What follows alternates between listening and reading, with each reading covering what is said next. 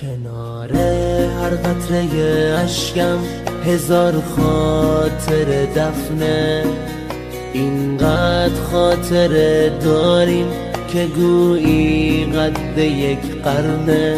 گلو می سوزه از عشقی که مثل زهره، ولی بی عشق تو هر دم خنده با لبهای من قهره. درسته با منی اما به این بودن نیازارم، تو که حتی با چشماتم نمیگی آه دوست دارم. اگه گفتی دوست دارم فقط بازی لبهات بود، وگرنه رنگ خودخواهی نشسته توی چشمات بود. هرچی عشقه توی دنیا من میخواستم مال ماشه، اما تو هیچ وقت نذاشتی بینمون خواسته نباشه. فکر میکردم با یه بوسه با تو هم خونه میمونم، نمیدونستم نمیشه. آخه بی تو نمیتونم، گله میکنم من از تو که این همه بیرحمی. هزار بار مردم از عشقت، تو که هیچ وقت نمیفهمی. گله میکنم من از تو که این همه بیرحمی. هزار بار مردم از عشقت، تو که هیچ وقت نمیفهمی.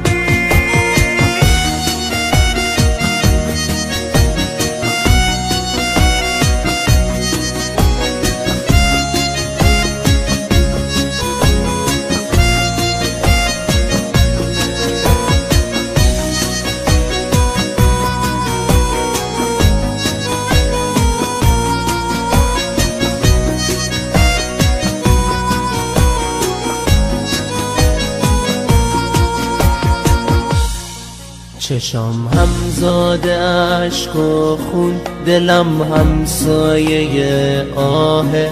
زمون گرگ و عشق تو شبیه مکر روباهه. شدم چوپان سادلو کنار گله احساس، چه رسمی دور این گله سر چنگال گرگ دوا. خواستنی هستی که این گله نمیفهمه. اگه لبخند به لب داری دلت از سنگ و بیرحمه. ببخش خوبم اگه این عشق حیله تو رو کرد. نفرین به دل ساده که به چنگال تو خون کرد. هرچی عشقه توی دنیا من میخواستم مال ماشه، اما تو هیچ وقت نذاشتی بینمون خواسته نباشه. فکر میکردم با یه بوسه با تو هم خونه میمونم، نمیدونستم نمیشه. آخه بی تو نمیتونم، گله میکنم من